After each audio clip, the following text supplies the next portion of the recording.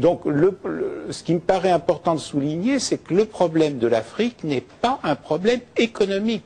L'Afrique, c'est un pays riche. Bon, il peut y avoir quelques régions qui ont des difficultés, mais c'est un continent riche qui a des ressources considérables. C'est d'ailleurs pour ça que le Brésil, l'Inde et la Chine, les États-Unis s'y intéressent. Mais le problème, il est politique, c'est-à-dire mettre en place des États de droit et des systèmes politiques qui favorisent le développement.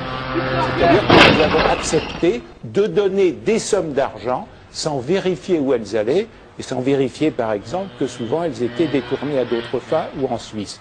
Il y avait une enquête, par exemple, de la Banque mondiale un jour pour savoir ce qui était devenu une très grosse subvention de la Banque mondiale au Congo, enfin à l'époque, Zaïre, pour construire une grande infrastructure routière.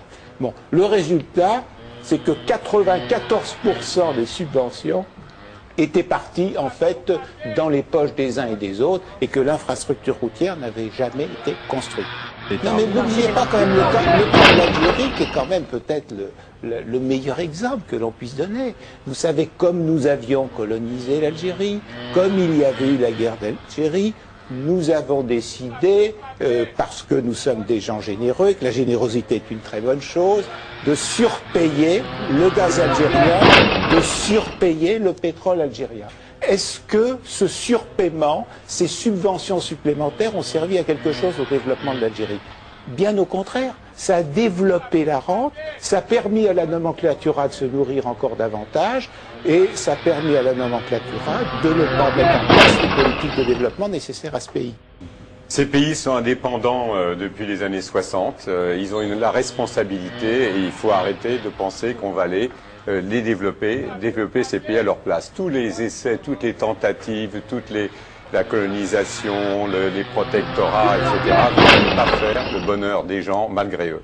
Le problème de l'Afrique, c'est le problème des Africains, c'est pas notre problème à nous. Il faut arrêter de pleurer et demander qu'il y ait plus d'aide au développement dans des pays qui ont des recettes pétrolières absolument gigantesques à 70 $ le baril.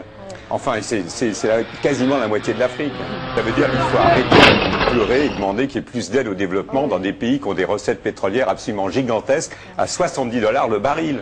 Enfin, c'est quasiment la moitié de l'Afrique. Ça veut dire qu'il faut arrêter de pleurer et demander qu'il y ait plus d'aide au développement dans des pays qui ont des recettes pétrolières absolument gigantesques à 70 $ le baril.